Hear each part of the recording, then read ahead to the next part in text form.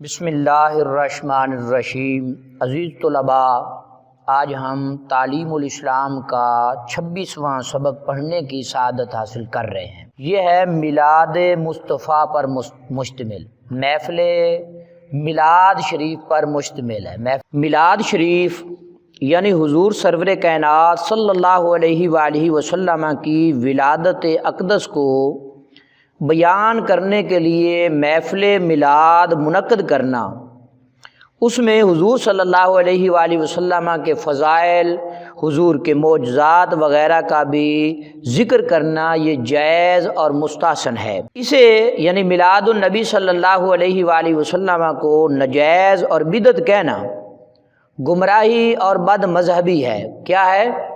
ایک تو گمراہیت ہے، دوسری بد مذہبیت ہے۔ اور اس محفل میں ذکر ولادت کے وقت کھڑے ہو کر صلاۃ و سلام پڑھنا اور پھر شیرینی بانٹنا بھی جائز عمل ہے۔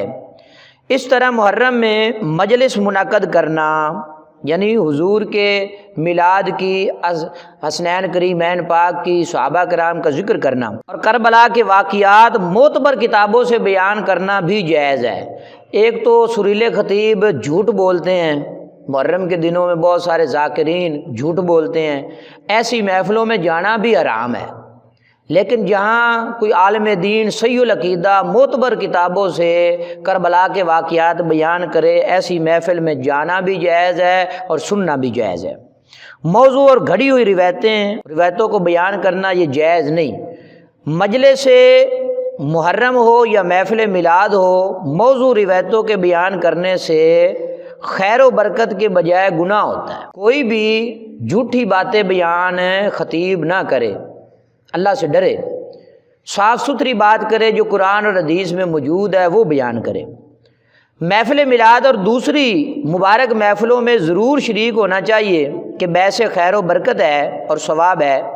پھر جب ایسی محفلوں میں جائے تو ننگے بدن اور ننگے سر نہ جائے کہ ادب کے یہ خلاف ہے، بلکہ ٹوپی اور کرتا پہن کر جائے اور ہو سکے تو خوشبو بھی لگائے۔ خوشبو لگانا سرکار دو عالم صلی اللہ علیہ وآلہ وسلم کی سنت ہے۔ اگر محفل میں ایسے وقت پہنچے کہ بیان ہو رہا ہو تو کسی کو بھی سلام نہ کرے، بیان سنے، بلکہ چپکے سے کسی خالی جگہ پر ادب کے ساتھ بیٹھ جائے اور بیان کو غور سے سنے، سوئے نہیں۔ اکثر بندے محفل پہ تو جاتے ہیں لیکن وہاں جا کر سو جاتے ہیں، تو ایسا نہیں کرنا چاہیے۔ شیرینی لینے کے لیے شور و غوغا نہ کرے، بلکہ چپ چاپ اپنی جگہ پر بیٹھا رہے۔ اگر کچھ مل جائے تو لے لے، ورنہ خاموشی کے ساتھ اٹھ کر چلا جائے۔ شور شرابہ نہیں کرنا چاہیے، لڑائی جھگڑا نہیں کرنا چاہیے۔ لنگر کے لیے بعض اوقات لوگ لڑ بھی پڑتے ہیں، تو ایسا عمل نہیں کرنا چاہیے، یہ تعلیمات اکابرین کے خلاف ہے۔ مل جائے تو سبحان اللہ، نہ ملے تو پھر خاموشی کے ساتھ چلا جائے۔ عزیز طلباء، اللہ تبارک و تعالیٰ آپ سب کے علم میں، عمل میں برکت عطا فرمائے۔